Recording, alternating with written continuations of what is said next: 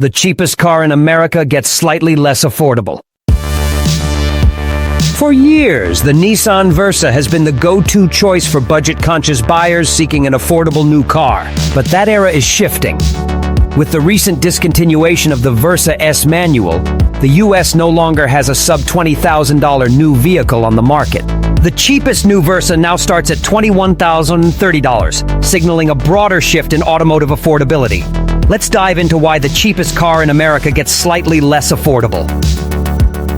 The disappearance of sub-20K cars. The Versa's price hike isn't an isolated incident. It reflects an ongoing industry trend.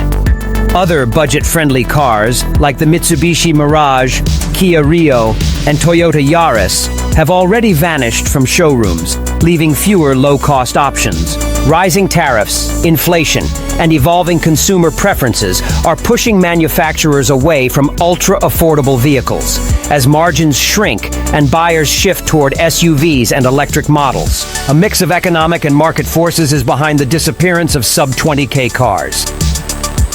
What are the cheapest options now? Even with the Versa's price bump, it remains the most affordable new car in the US. Buyers looking for budget-friendly options now have to consider Hyundai Venue, $21,650, a compact crossover appealing to urban drivers. Chevrolet Trax, $21,895, a small SUV offering modern tech and safety features. Nissan Sentra, $22,730, a slightly larger, more premium alternative to the Versa. The future of affordable cars. With the average new car price nearing $47,000, the disappearance of sub-20K vehicles marks a significant industry shift.